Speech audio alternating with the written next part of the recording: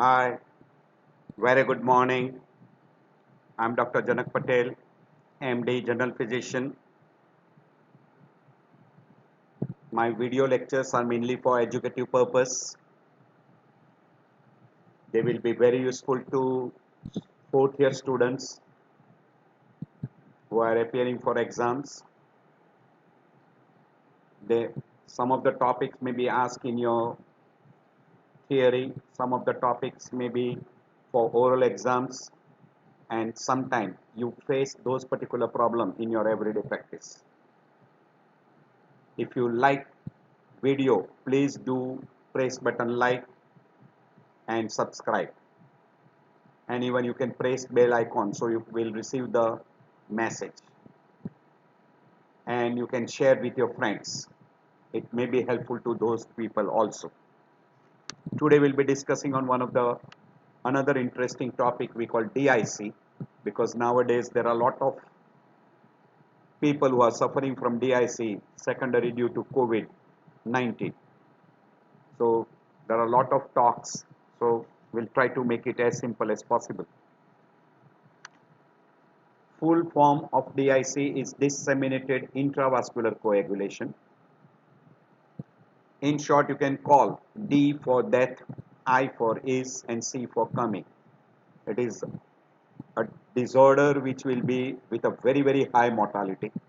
Hence, some people also says that DIC should be death is coming. Yes, definitely.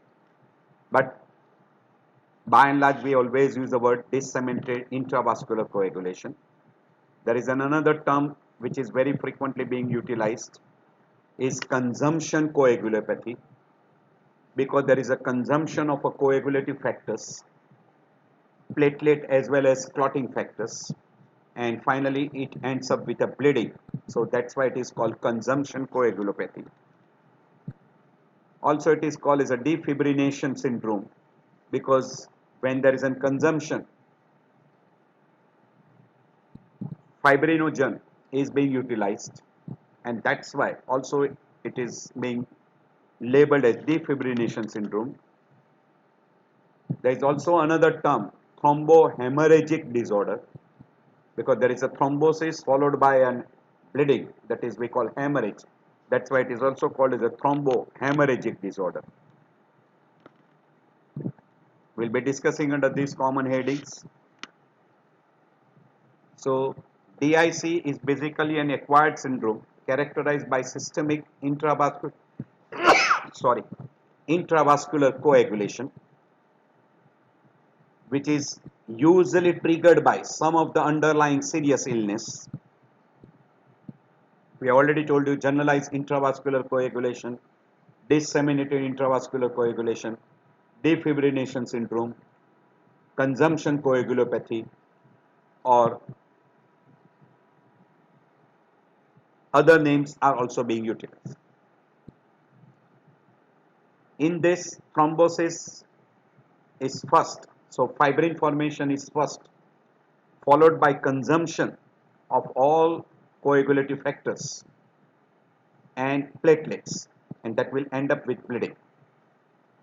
So when it is acute, it is so rapid that you will start getting bleeding from multiple orifices.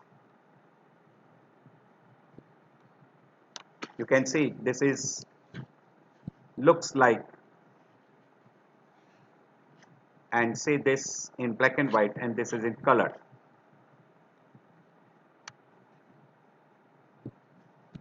So disseminated means all over the body, intravascular means in the vessel, coagulation means thrombosis. So bleeding from every orifice takes place because there is a consumption. So consumption, there is a coagulation which consumes platelet as well as coagulative factor, and finally it ends up with bleeding, that is we call as a bleeding coagulopathy. So that is why it is also called as a consumption coagulopathy. Disseminated also means widespread within the blood vessels, and there is a coagulation. So there is a thrombus formation, so it is also called thrombo.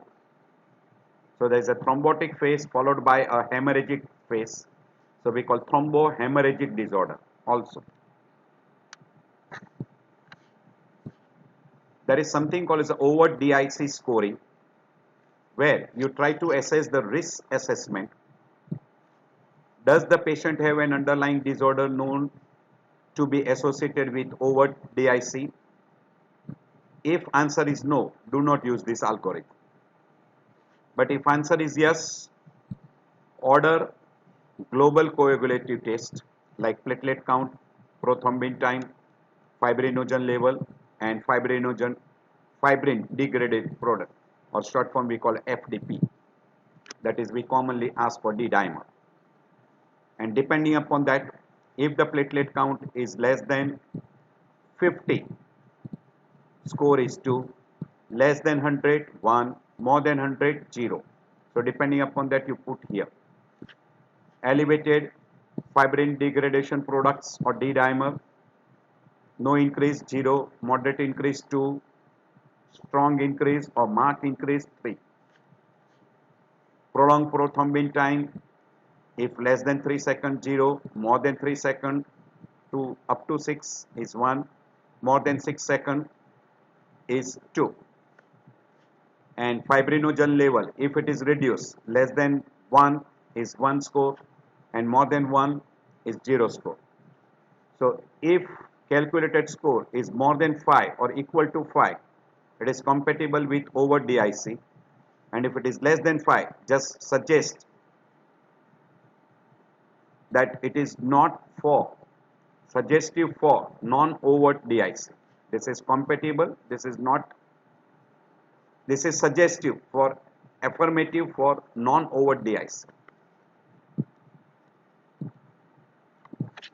Similar thing mentioned here, platelet count, score is given, and if the score goes more than 5, it is in favor, and if score is less than 5, it is probable.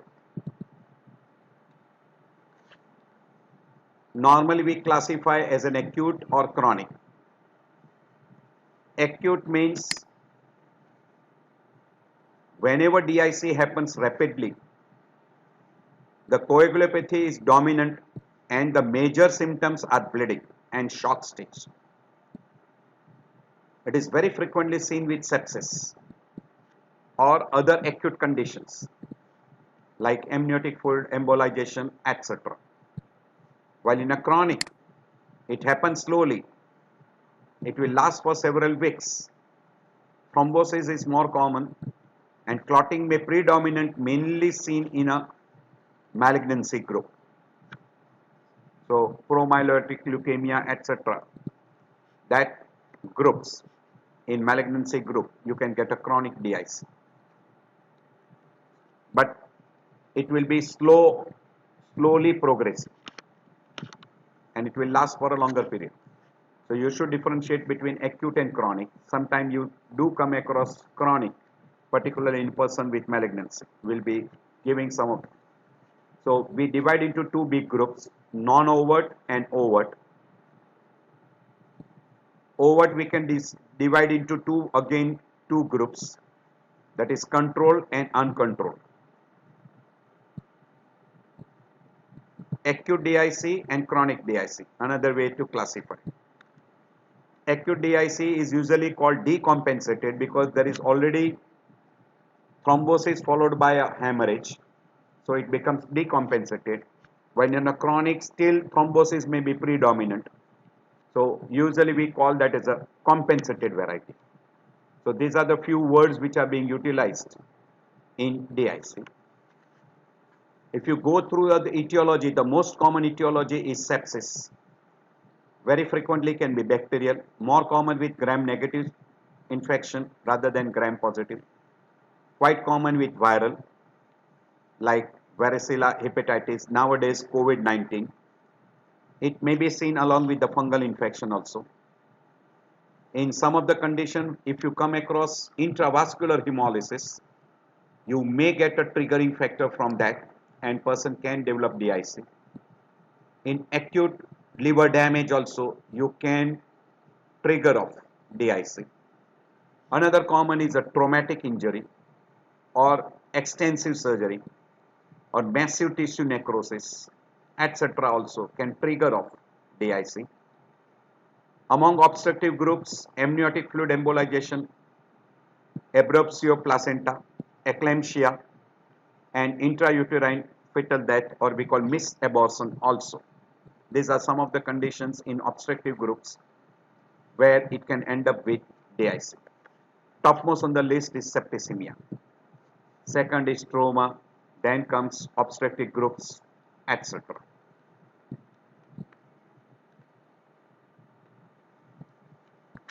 Among malignancy, leukemia is one of the conditions and metastasis. Among cardiovascular, post-cardiac arrest, acute MI, if a person has got prosthetic device, then also there is a chance of getting DIC. Among respiratory conditions, ARDS comes topmost on the list. Second is pulmonary embolism.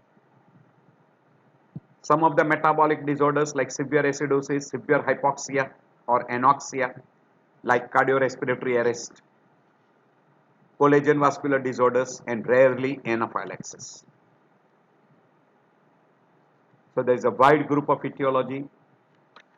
If you go through, I'll just mention the heading only: sepsis, trauma, vascular disorders, obstetric conditions like we have told you, abruptio placenta, amniotic fluid embolization, intrauterine fetal death, and septic abortion.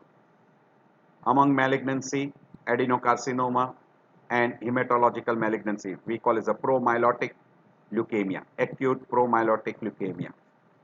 Among immunological disorders, intravascular hemolysis, drugs, there are some drugs which can end up with DIC like warfarin, prothrombin complex concentrate, amphetamine, fibrinolytic agents. Snake venom is another which can end up with DIC. Fulminant hepatic failure, fatty liver or pregnancy can also end up with a DIC.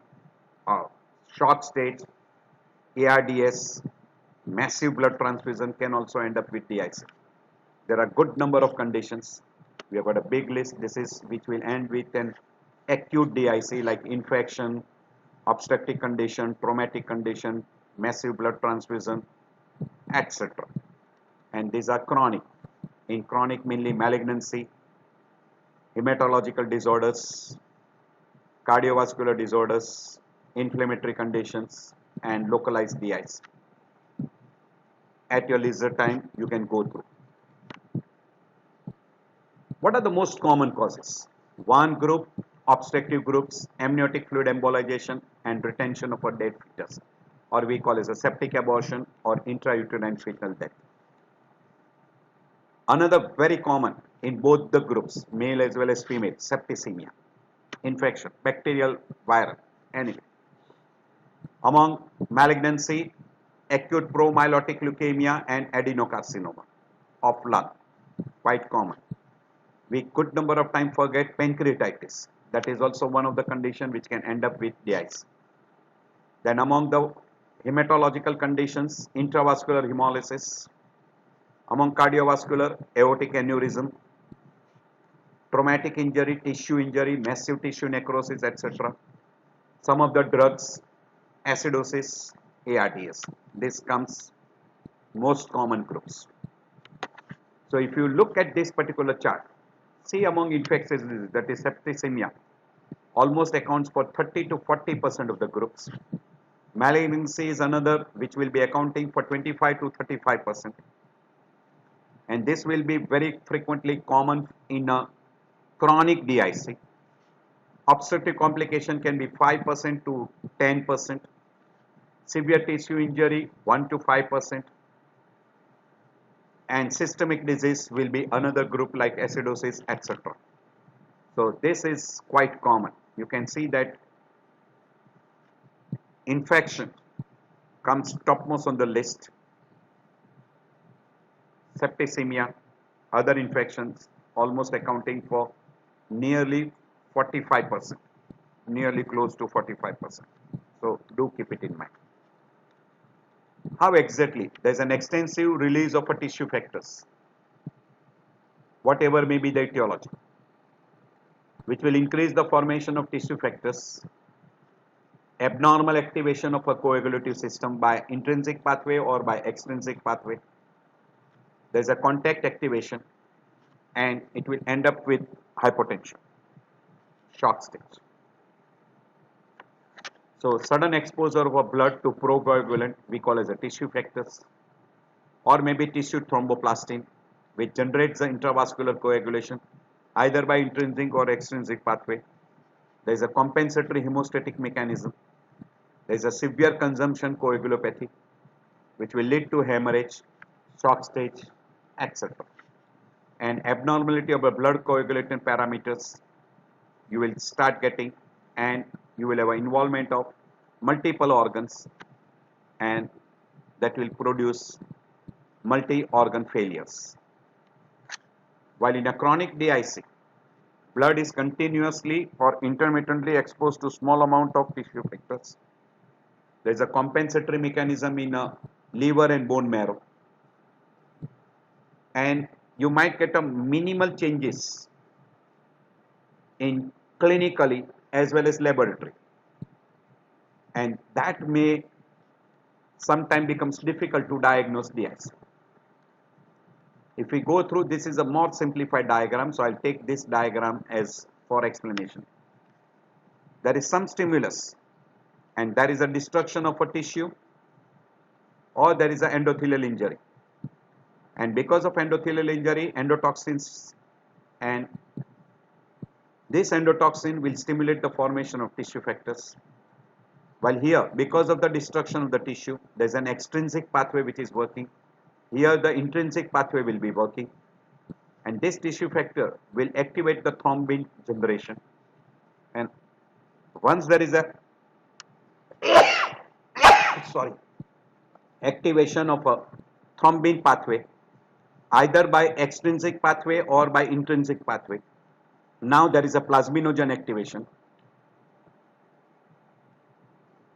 plasmin generation, and that will stimulate fibrinolysis.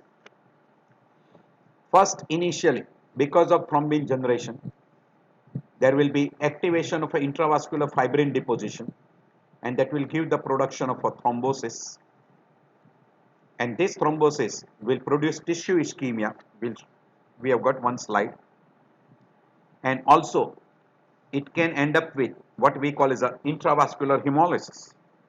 RBC will be destroyed, and you will have a broken RBC seen in a peripheral smear. Initially, as soon as there is a tissue factors, it will attract platelet.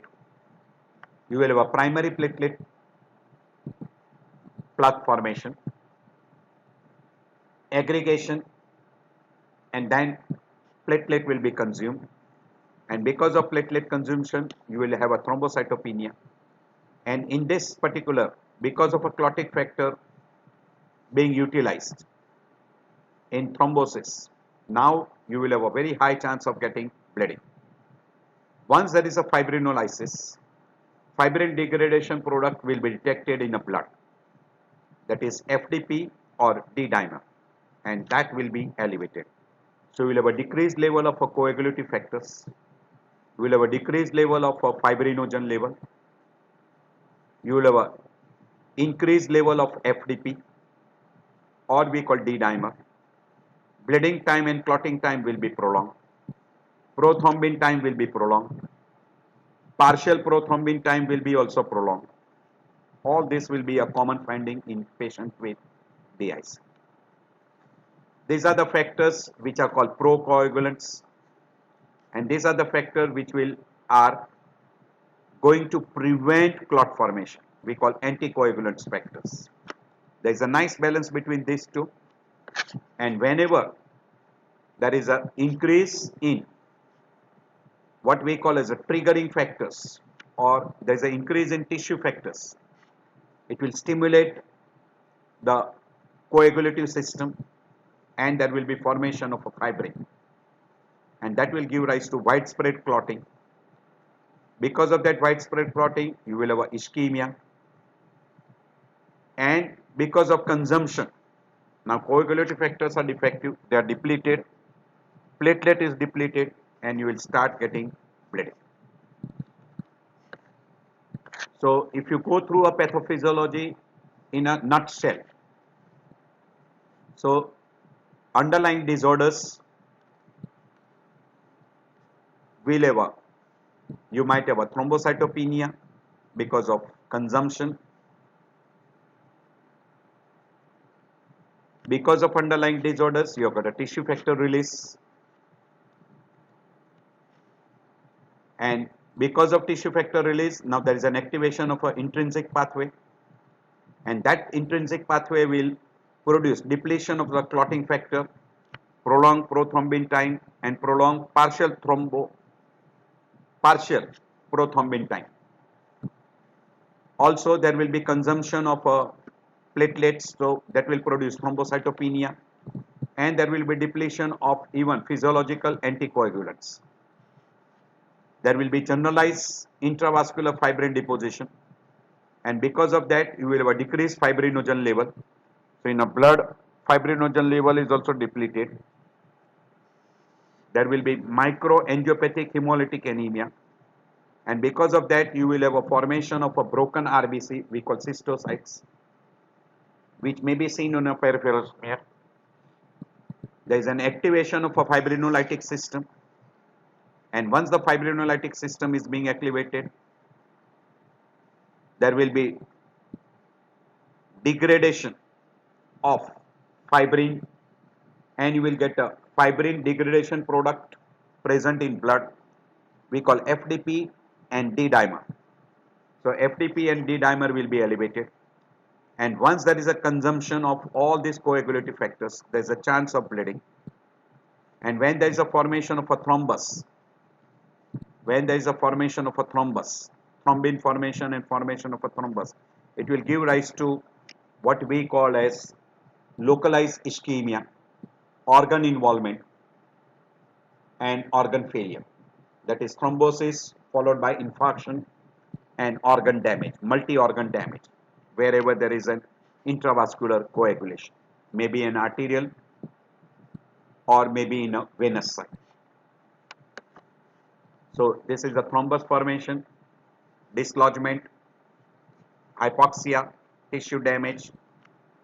There is a occlusion of the vessel, narrowing of the vessel, and when the RBC is passing through that, RBC are broken down, and this is called intravascular hemolysis, and that is given a name, microangiopathic hemolytic anemia. Short form, it is also called as MA, micro, A for angiopathic, and H for hemolytic, and A for anemia, MAHA. Good number of times in short it is called as a MAHA. And secondary to that, the broken RBC will be seen in peripheral smear, and plasmin activation will break down the fibrin polymer. So we'll get a degraded fibrin polymer products. In peripheral smear we call FDP or we call D dimer, and those level will be elevated. And we already mentioned, because of that all the factors are being utilized, consumption of a coagulative factor takes place. There is a depletion of a coagulative factor as well as a platelet, and it will end up with what we call as a bleeding, because there will be no clot formation now. So any person who comes to you with a bleeding and coagulation, always suspect DIC. Clinical manifestation we can divide into two groups, acute and chronic. I'll go better to the next slide. This is in nutshell that clinical manifestation will be determined by the nature, that is acute or chronic. Severity wise, acute are usually severe, chronic are usually compensated variety, while acute are usually decompensated variety, and duration of underlying stimulus. So that will be there. While in a chronic, low grade DIC is often asymptomatic.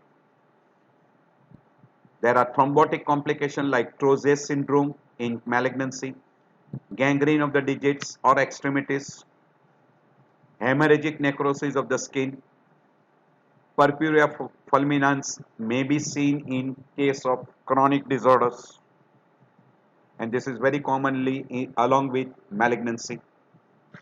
And you can have a coexistence of a liver disease in this particular group. So bleeding is very common in an acute. Thrombosis is more common in a chronic. Shock stage will be more common with acute. Multi-organ involvement is again more common with acute rather than chronic. So always try to identify depending upon how it started, how long it is, what are the number of organs being involved, etc., how fast it is involved. Usually in acute, the person will present with a bleeding from every orifices, bleeding from wound, from venipuncture sites, etc., and bleeding from even a small scratch. So bleeding is almost common in 64% of the group. You can have a renal involvement in 25%, hepatic involvement in around 20%, respiratory involvement in almost 15% of the people, shock stage is almost again in a 15% of the group, and CNS involvement is in a less number of group, that is approximately 2%. We already shown this particular slide. Patient can present as a non-overt variety and overt variety. You can divide this into another two groups, that is overt variety you can divide into two groups, that is controlled and uncontrolled, or we call compensated and decompensated. Acute will be usually decompensated. So in a non-overt variety, there is stressed and compensated hemostatic system. Laboratory tests are abnormal, but there is no clinical manifestation, means they are asymptomatic. While in an overt variety, usually it is stressed and decompensated. And being decompensated, laboratory tests are abnormal with clinical bleeding or microvascular thrombosis or organ dysfunction. And you can divide them into controlled variety and uncontrolled variety based on the whether the process will resolve when the underlying condition is removed. So depending upon that, you can utilize the two words. So overt variety is usually what we call as decompensated group, and this is called compensated group. So in an acute, it is rapid onset, multiple bleeding sites, ecchymosis of the skin or from a mucous membrane. So bleeding from multiple different areas like epistaxis, hemoptysis, bleeding per rectum, etc., or subcutaneous bleedings, and this will be the sign of a thrombosis. Ischemic tissue, those will be seen. While in a chronic, it is slow onset, you will come across this ecchymosis. This will be very common in DIC, chronic DIC. This is more common with acute. So it is a slow onset. There is a sign of a deep venous or arterial thrombosis or embolism. So thrombosis signs will be more common. Here the bleeding will be more common. Superficial venous thrombosis without varicose vein, multiple thrombotic sites at the same time, and serial thrombotic episodes may be seen, which is more common with chronic DIC. So in acute, bleeding is more common. Bleeding from venipuncture sites, surgical wounds. You will have a grayish discoloration on the tip of the finger, toes, ears, etc. There is one condition which you come across very frequently in meningococcal infection, we call meningococcemia or purpura fulminans. Even when you get a severe destruction of an adrenal gland, along with this we call as a Waterhouse-Friderichsen syndrome. Here the patient will have a bleeding from GI tract, gingival bleeding, epistaxis, pulmonary hemorrhage, hematuria, etc. A good number, and it is good number of times seen with gram-negative septicemia. These are the clinical picture which you can see. You can see a massive bleeding in a subcutaneous tissue. You can get even a gangrene part of it. This is extensive skin subcutaneous bleeding. Even you can get a bleeding from the venipuncture sites. You can see here. So do look for that. This is given a name purpura fulminans. While in a chronic thrombotic, signs are more common. There will be superficial, extensive ecchymosis of extremities without the petechia, which may be intermittent or can persist. There are recurrent episodes of epistaxis and internal mucosal bleeding. There is one classical sign called as a Trozius sign, where you get a, it is not a Trozius signs of a, what we get in a tetany. This is Trozius sign in chronic DIC. There is a recurrent migratory thrombophlebitis, which is commonly seen along with malignancy. And along with that, you can have a renal involvement, you can have a cerebral involvement, and other organ involvement. This is typical, it is called migratory thrombophlebitis, which is very frequently associated with multiple malignancy. And this is one photograph showing you in a pancreatic malignancy, there is a migratory thrombophlebitis. You can see this. This is thrombophlebitis, migratory thrombophlebitis. And there is a subcutaneous ecchymosis. There is no petechia. And this is given a name, Trozius sign or Trozius syndrome. So in DIC you can come across very commonly, these are the finding in an acute: bleeding from GI tract, petechial hemorrhages, ecchymosis, bleeding from intravascular lines, catheters, surgical sites, drainage tubes, serous cavity. Person can have renal failure, respiratory involvement, liver involvement, and that liver involvement will show you jaundice. You will have a circulatory signs, you will have a central nervous, cardiovascular, respiratory. We have got photographs which will make it more simple. At your leisure time you can go through GI, bleeding, genitourinary. You can have a acidosis, hematuria, oliguria, skin involvement like petechial hemorrhages, jaundice, purpura, hemorrhagic bulla, acral cyanosis, purpura fulminans. Then you can have a localized infarction, gangrene, etc. Lot of things you can see. This is in circulatory signs, spontaneous and life-threatening hemorrhage, and person can present with a short stage. There will be diffuse or localized thrombosis. There will be bleeding into serous cavity like hemothorax, hemoperitoneum, etc. Hemarthrosis you can have. In cardiovascular involvement, hypotension, tachycardia, cardiovascular collapse, and good number of time you can get even a progressive cardiac failure going into a severe congestive cardiac failure, and person may be even in a severe shock stage.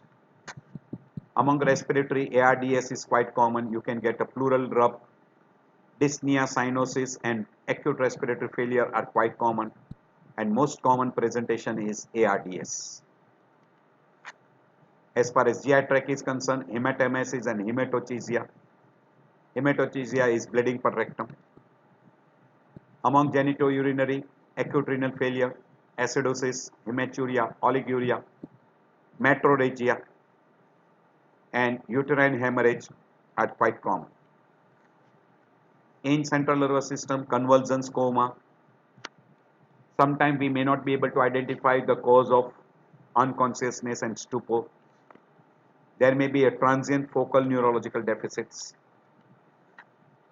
In skin, there are a lot of findings like petechial hemorrhages, jaundice, purpura, hemorrhagic bulla, acral cyanosis, purpura fulminans, localized infarction, gangrene, wound bleeding, hematomas, thrombosis, etc. Lot of things.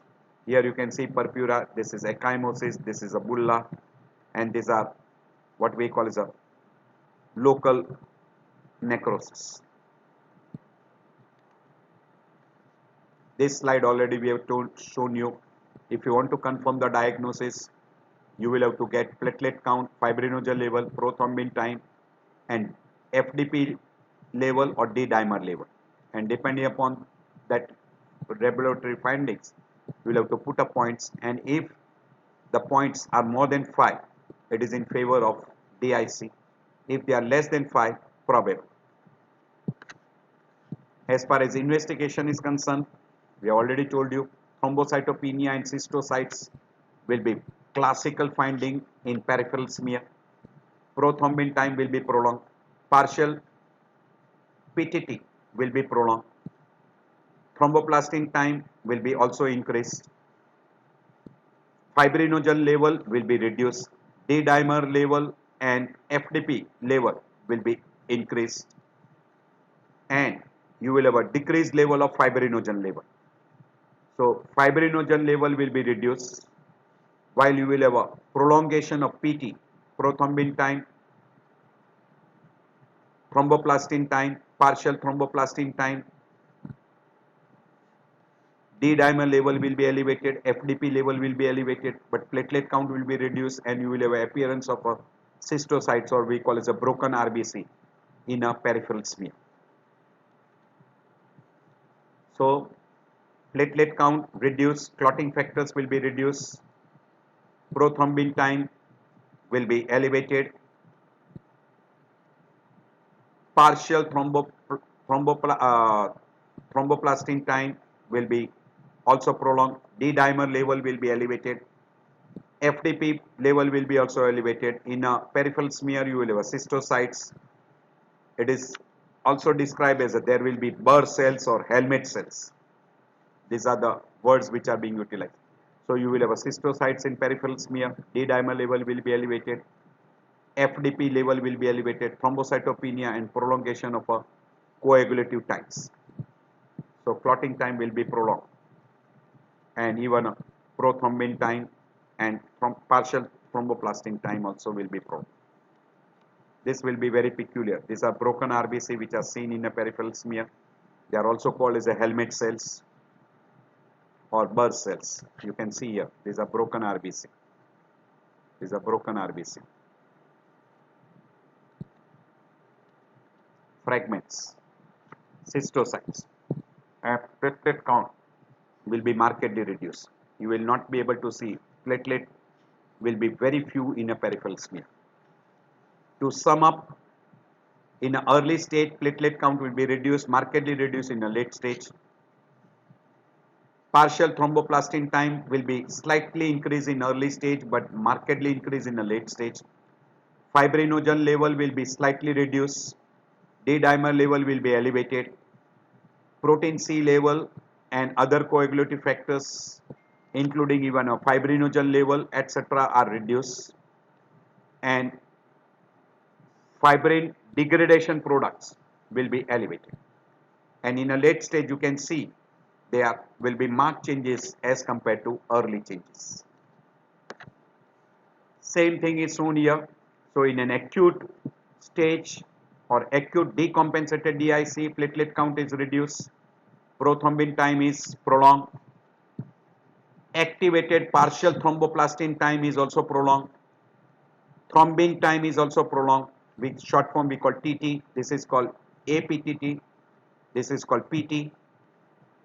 Fibrinogen level will be reduced. Factor 5, factor 8 will be also reduced. FDP and D-dimer will be elevated. And if you see the difference between these two, in acute there will be severe thrombocytopenia. Here you might have a normal or slightly reduced. But in a chronic variety, very characteristic, prothrombin time, activated partial thromboplastin time, or we call as APTT and TT, all these three will be normal, very characteristic.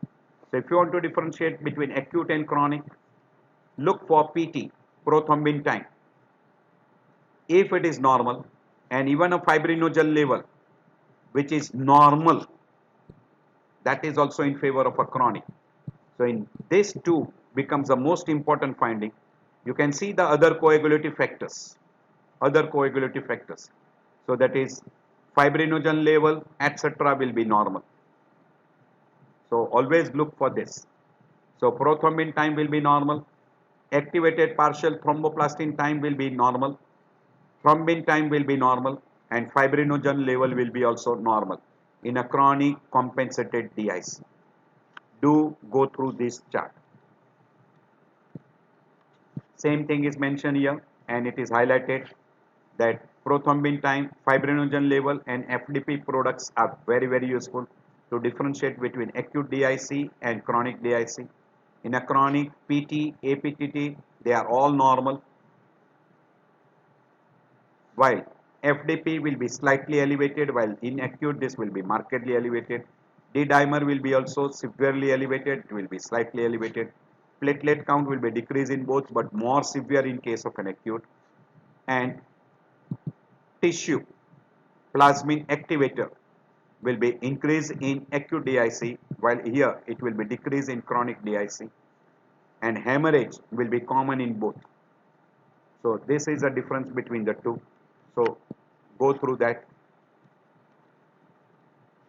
You will have to differentiate some conditions where you can have a coagulative factors defects, like in acute liver failure, vitamin K deficiency, thrombotic, we call TTP, thrombotic thrombocytopenic purpura, congenital abnormalities of a fibrinogen level. There is one condition which occurs very frequently in female during pregnancy. We call it a HELLP syndrome.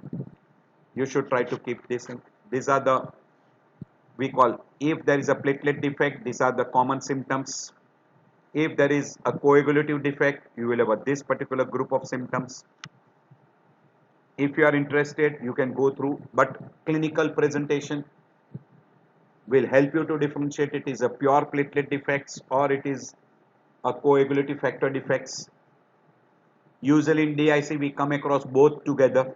You got a platelet defect because there is thrombocytopenia because of consumption, and there is a coagulative factors also consumed.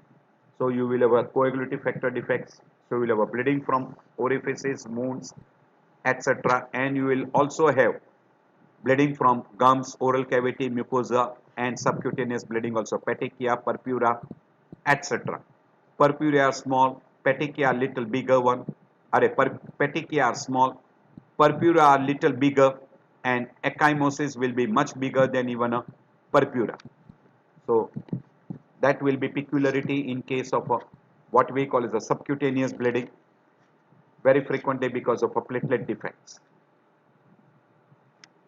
There is another condition which you should differentiate between DIC and we call as a accelerated intravascular coagulation and fibrinolysis, where D-dimer level will be slightly elevated. This will happen very frequently with liver disorders, where D-dimer will be slightly elevated, while in case of a DIC, D-dimer will be markedly elevated, and factor VIII defect will be very severe in DIC, while it will be normal or elevated in case of a liver disease. This is the main difference between these two, that is we call DIC and accelerated intravascular coagulation and fibrinolysis. So that will be very peculiar. This is a difference between thrombotic thrombocytopenic purpura and this is DIC. These are the laboratory report. Here in a DIC, D-dimer level will be elevated. FDP product level will be also elevated, which will not be seen in case of a thrombotic thrombocytopenic purpura, where you will have a platelet count low, bleeding time will be prolonged, prothrombin time will be normal, and PTT will be also normal, while here PTT will be prolonged and prothrombin time will be also prolonged, and you will have a D-dimer positive. This is a difference in many conditions which can result into subcutaneous mucosal bleeding or extensive bleeding. So these are all the different conditions. At your leisure time you can go through. I am not going into detail. This is a nice slide which I got it from YouTube. So it will be very useful to you in your oral exams as well as sometime in your theory. These are all the different disorders. This is von Willebrand disorders. This is hemolytic uremic syndrome, idiopathic thrombocytopenic purpura. This is factor 10 deficiency. This is factor 12. This is vitamin K. This is liver disorders. This is DIC, etc. So at your leisure time, you can go through, and these are the laboratory parameters which will be abnormal. So if you are interested, you can go through. Any person who has been diagnosed as a DIC, most important thing is identify the underlying cause and treat that cause if it is possible. All the other therapy are temporary. So underlying cause should be treated, and then you can go for what we call as a replacement therapy. So if the platelet count is very low and up to a dangerous level, you will have to give platelet transfusion. Heparin therapy is given to reduce fibrin production and reduce coagulation. So treat the underlying cause, supportive treatment, whichever organ is damaged, you will have to treat that particular thing, and in a replacement therapy, platelet, RBC and FFP. You might require heparin, antithrombin, and sometimes you might require a fibrinolytic inhibitors. So assess, find out the cause, and if possible treat the cause. You must get the baseline platelet count, prothrombin time, activated partial thromboplastin time, D-dimer, fibrinogen level, etc. And depending upon that, now you will decide replacement therapy. So if a platelet count is severely reduced, and if the person is having severe bleeding, intracranial hemorrhage, etc., you will have to give platelet transfusion. So if there is an ongoing bleeding and there is a high risk of bleeding, you will have to go for that. Cryoprecipitate if the fibrinogen level is markedly reduced. Fresh frozen plasma, or short form we call as a FFP, if your prothrombin time is markedly prolonged or partial thromboplastin time is markedly prolonged. And Paxil will be given if the hemoglobin is markedly reduced and person is having a symptomatic anemia or severe anemia. In a follow-up, you should look for a platelet, prothrombin time, activated partial thromboplastin time, fibrinogen level, etc. And if there is a persistent bleeding, you must consider use of heparin, or in place of heparin, sometimes even a low molecular weight heparin is also utilized. You should have a regular, at a regular interval, platelet count, prothrombin time, fibrinogen level, etc. So anticoagulants, activated protein C, blood components, and antifibrinolytic agents may be required. So these are the things in replacement therapy, anticoagulants. Some of the things which can help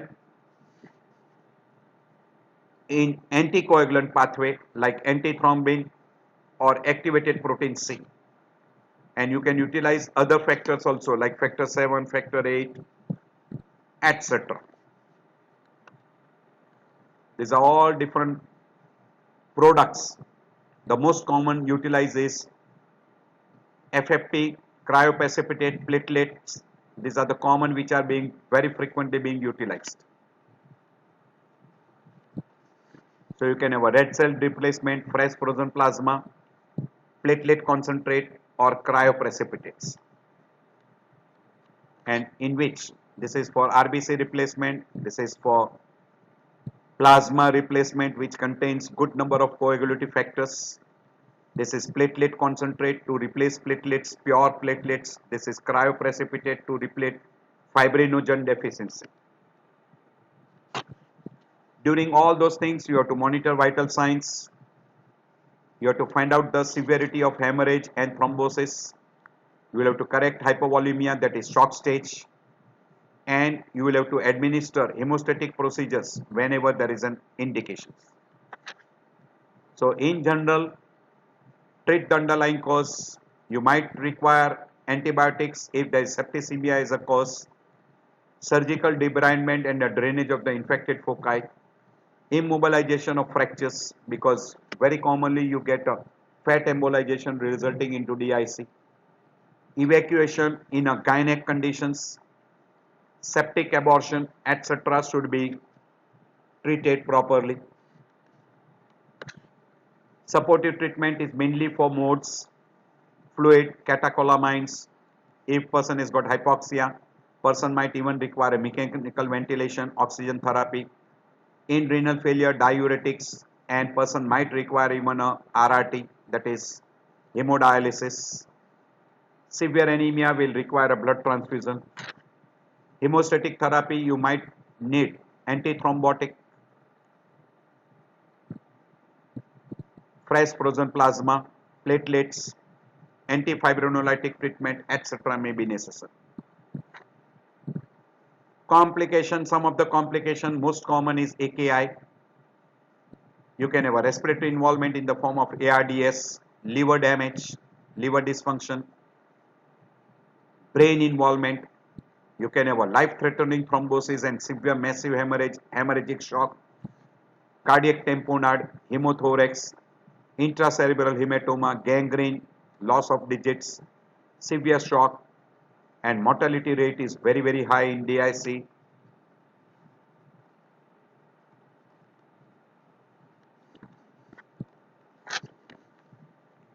Brain is more commonly involved as compared to heart, as compared to lungs, kidney, adrenal gland, spleen, and liver. There are some conditions like Waterhouse-Friderichsen syndrome, very commonly seen with meningococcemia. You can have a hemorrhage, pituitary hemorrhage producing Sheehan syndrome, and you can have a Kasbach-Maritt syndrome also. In summary, DIC is a syndrome characterized by systemic intravascular coagulation. Coagulation is initial event, and extent of intravascular thrombosis has the greatest impact on morbidity and mortality. Higher the thrombosis, more chance of bleeding because consumption will be severe. There is an important link between inflammation and coagulation because the most common cause is sepsis. Morbidity and mortality still remains very high. The only proven treatment is reversal or control of underlying cause. So I think this topic will be very helpful. These are the two things, again I got it from YouTube's. At your leisure time, it is almost a nearly summary. This is all things, whatever we have discussed is given in the form of a summary. At your leisure time, you can go through. So I end my lecture here. I thank you all for taking out time. I know that your time is valuable and I appreciate you for spending some of the time with me. I hope this lecture will be helpful to you. And if you like this, please press button like, subscribe and share with your friends. See you in next lecture.